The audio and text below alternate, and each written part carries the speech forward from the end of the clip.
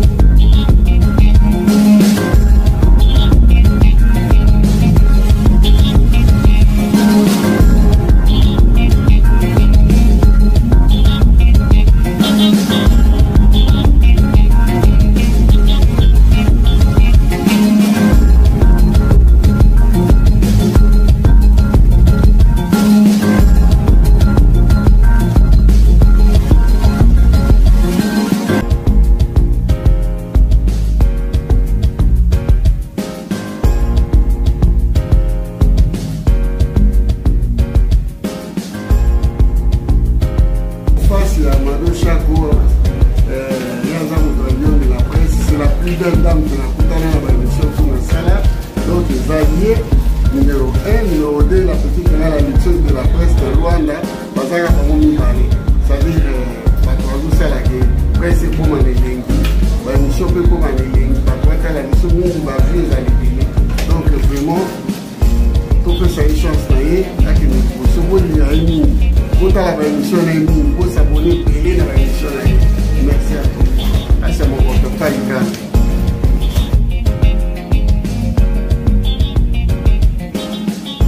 Mesdames, Mesdemoiselles et Messieurs, bonjour, bonsoir, bien sûr. Tout dépend de l'heure à laquelle vous allez nous suivre. Donc je vais le présenter en français car il n'est plus d'ailleurs à présenter. Nayambeli bino lelo achamo voto. Oyo, hein? Tu habites sur notre c'est grandeur nini, ancienneté nini nakatia Europe awa. Tantôt tu peux retrouver na katia SAP, tantôt tu peux retrouver que soit na katia internet, tantôt tu yebi ye sika outi bien sûr. Tokanisi papa wemba shungu ekumani. Donc tant tout mona ba papa na biso boye, tozo yeba filière na bango eza wapi. Nakanisi ba o nyonso ya Viva la Musica, Maman Amazon pourquoi pas et tous les enfants shungu. Lelo na yambeli bino papa nde na banda koyebisa ye to solola to décortiquer to yeba pona corona pe azalaki te to so ba impression na ye koyeba apasaki yango wapi azalaki wapi il paraît que tu as changé que tu na métier tozo yeba ngo sikoyo. Bonjour papa. Bonjour bonjour benga yo papa poser lo kwa mokié. Voilà. Merci beaucoup. Bonjour Mado Chako, le Doliprane de la presse française. Boni papa. Ouais, na sepeli mingi komona yo. nano namona mwasi kitoko pe possible na kati ya ba plateau ya télévision ngana lekate. Merci. Donc na sepeli vraiment komona yo. Namona moko na Luanda, la luxeuse de la presse, lelo na yo komona yo susu. Donc na sepeli kosalaka émission na yo soki nazali awa na la luxeuse de la presse soki naza na Luanda. Merci mingi ya komona yo vraiment bandeko to pesa jeune fille yo chance pour permettre na benga jeune fille pour akoli awa ayeka na ba 6 ans na mboko yo akoli awa français et belé lingala moi azo se débrouiller so bon mona sali faute na lingala pour trouver gravité aza mona akoli awa. Merci. Merci vraiment.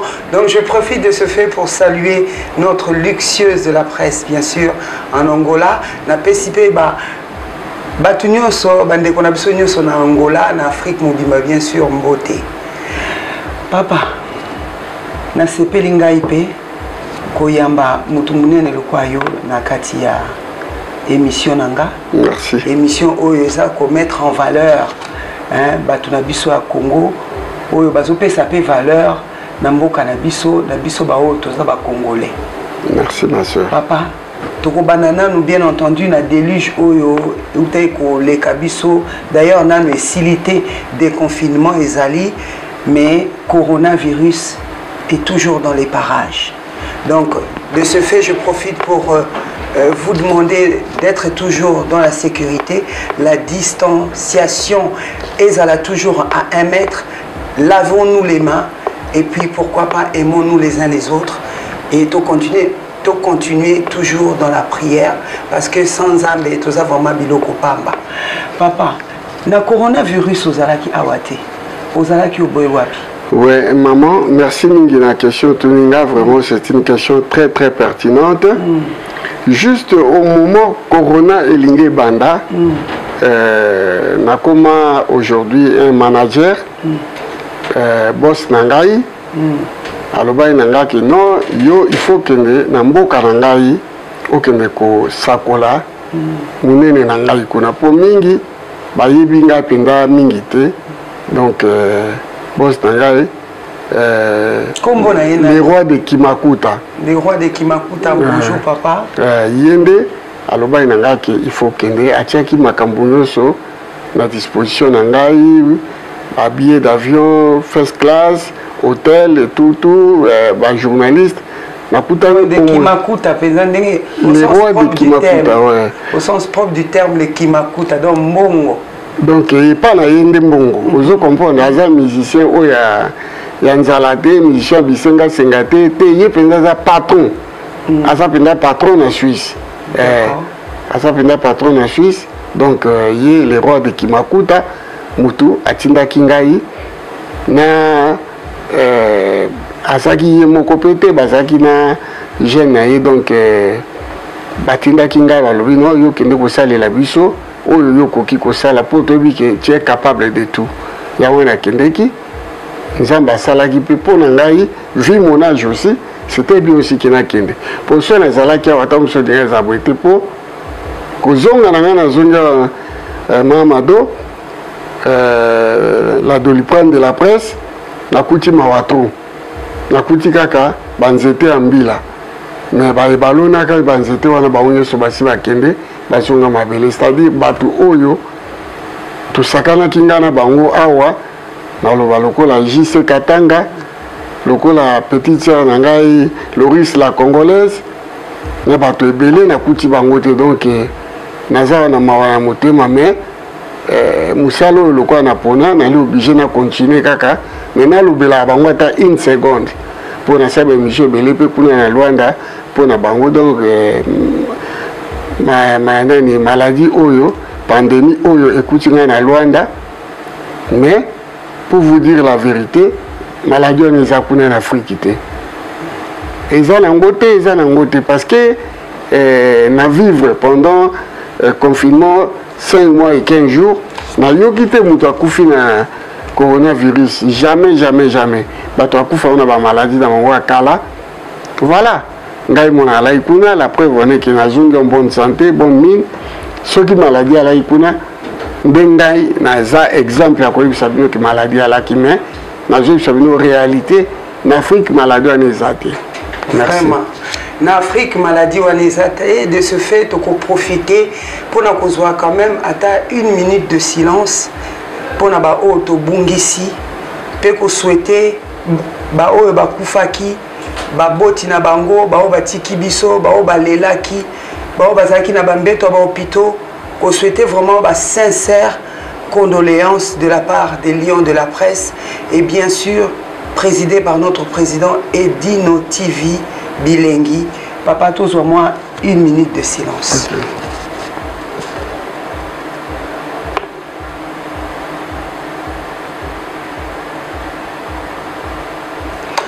Voilà, merci beaucoup, merci vraiment à toutes les familles. Et Topamboli Nzambe, na kokende na en Afrique, ezalaki ka mabongisi ya Nzambe, topesipe papa na biso ki makuta. Vraiment merci, merci. Nzambe a continué na yo parce que Nzambe c'est serveur qui na yo, ozalaki vraiment billet moko propice pour vie à papa na biso et ça l'a vraiment touché. Quand on a lobi na mboka na biso na Afrique, maladie ezalité. Bongo papa. Na moni ekomi tangunga na otoswana. Mis à part nanu avant ko swana na biso e banda. Papa Acha Movoto. Toyebi yo sapeur. Toyebi yo muto viva. Quand bien même papa Wemba Shungu et Koumani, que son âme continue à reposer en paix, avec tous les respects. Tant que tout le monde a cabino boy, tout le monde a Shungu. Tout le monde a milieu de musique, hein, balobi, viva la musique, topesi ba tout bananyo soit viva la musique mbote, topesi ba saper na biso ba sa fierté, o pena ba la ki sa rapenda et lamba. Parfum, beauté, elengi ya kozala. Bongo yo longwe wana, papa ki makuta muta komisio manager ou bien ozalaki yango bombaki? Non, ngai, je n'ai jamais été manager. Au contraire, nazaki producteur oiseau produire la musique congolaise. D'accord. Orchestre Tangi le roi vive à la musique. Ata 10 fois na vie. Victoria Eleison, na betsa on a ba groupe belé. Nazaki mécène, na vrai terme en français, yosa obi français belé. Nazaki mécène. Mais vive à étape na lekaki. Le roi qui m'akuta au babudage de son vraiment Rive Kono. Azali mutu o azaki na kati ya musique. Azali musicien. Après, époque, Papa Wemba, na cerveau Signarkos, Yazaki, deuxième personne, où il y a un album, album on appelle Cartonaki. C'est là que Naïe Baki tellement j'avais Ayemba, Yoji Ama Moto, Babilambo, Tola Tati, Lelo. Léazard fait les choses, Nakene Matanga Mona Suisse, Nakouti.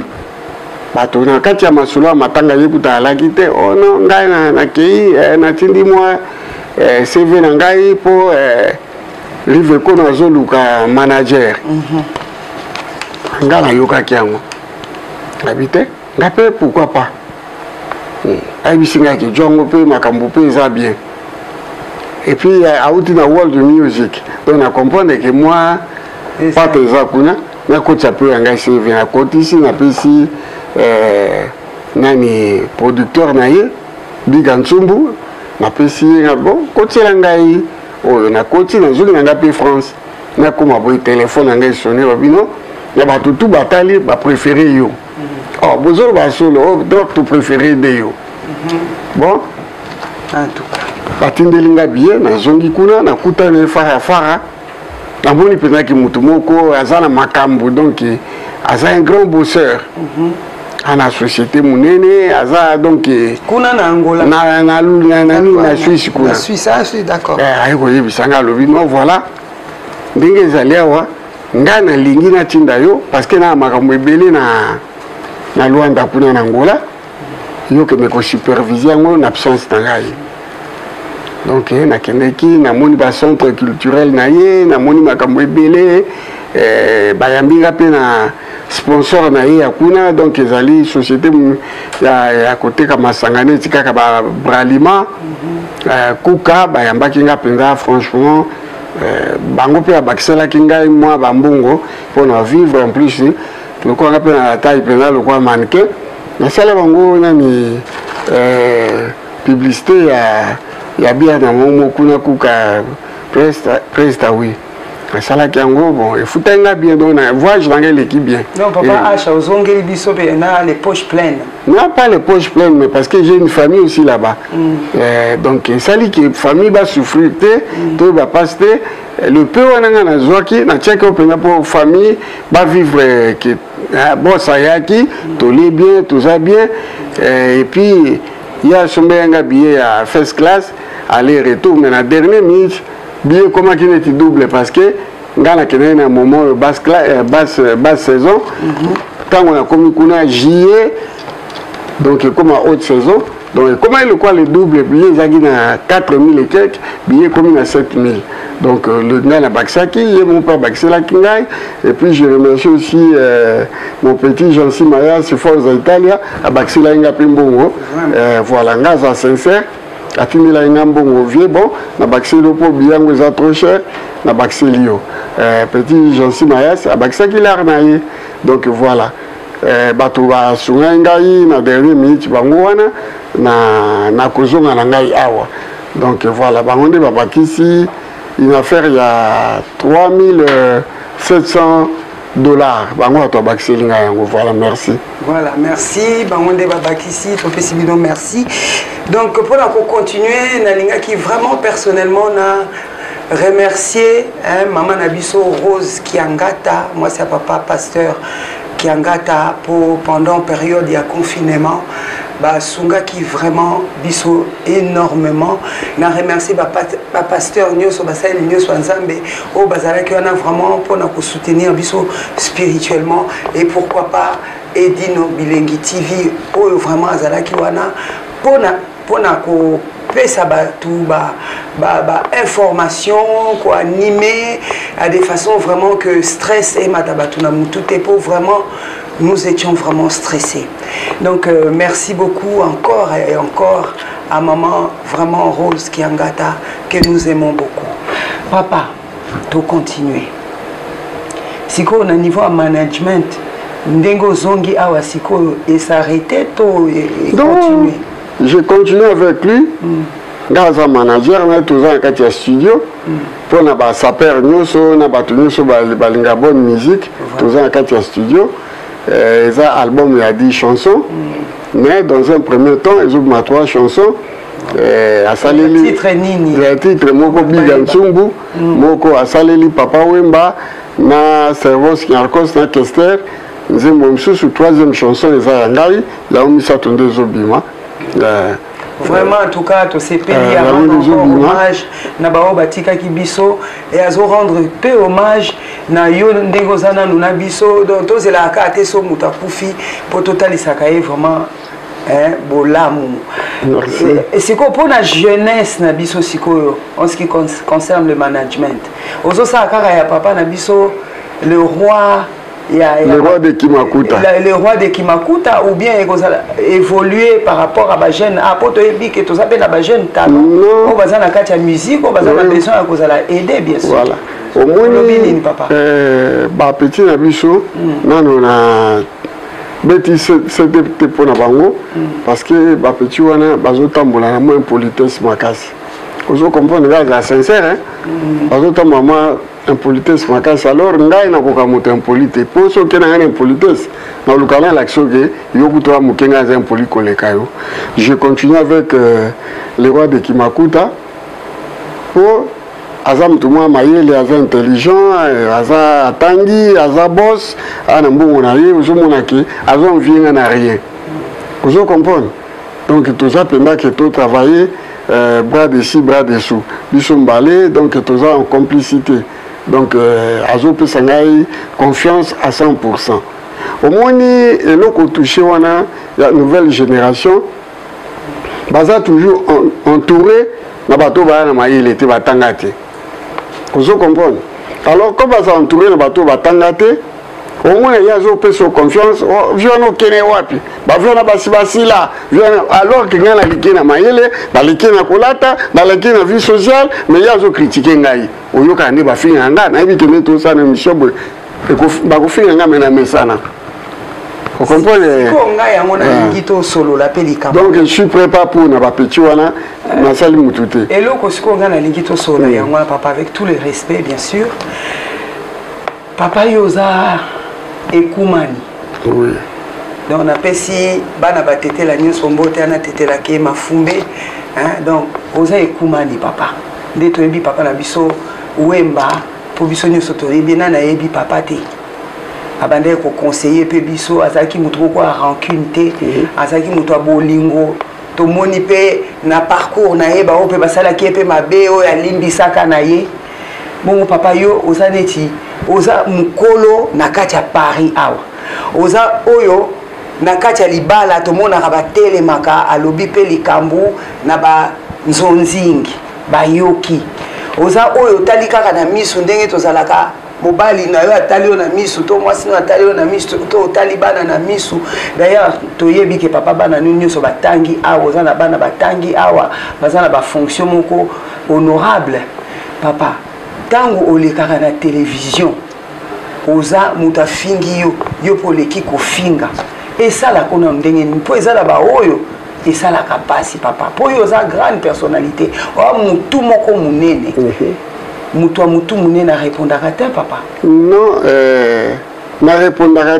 mais na comment qu'on répondre tout na pour nani. Pour nani. Au moni papa Wemba et Kumani. Ngana binga revie de la Lenkuru. Viwana Zunga. Nazana 17 ans.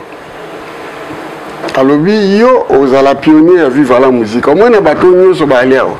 Tolongo likaya zaza butaya vivre la musique avant ngazate. Ndenge bango tu bana poto wana ndenge monaka mutaya viva la musique liboso na ngazate so na ko sa maroza Amazon monkarame awebsoke non mwana wana yaka liboso na viva la musique je n'avais que 17 ans après là na mona petit moi azali koya wana me akota kate batika ya libanda kwa azali mwana muke Shikito Mushashino il avait au moins 10 ans. Moi, la matongé, président Shikito Mushashino, bonjour. Azaï pas même Kokota. Azaï Libanda. Président Shikito Mushashino, hein, nous t'aimons vraiment beaucoup. Donc, personnellement, on a profité, on a Mado Chako. Et tous les lions de la presse, te souhaitent joyeux anniversaire. Oumela na yo, oumela. Vraiment, oumela na yo, tolingaka yo mingi, to sepeli. Voilà, papa. Bon. Tala le loyo. Petit Nabiso a changé en quelque sorte, a continué à vivre la musique. Et a comme président Viva la musique, na zakani sengo ponga na témoigner rapo. Bango nyoso pa mona ina bomwa na te. Ngata na moni beaucoup lo petit quartier. Ah, yo hebi mwana.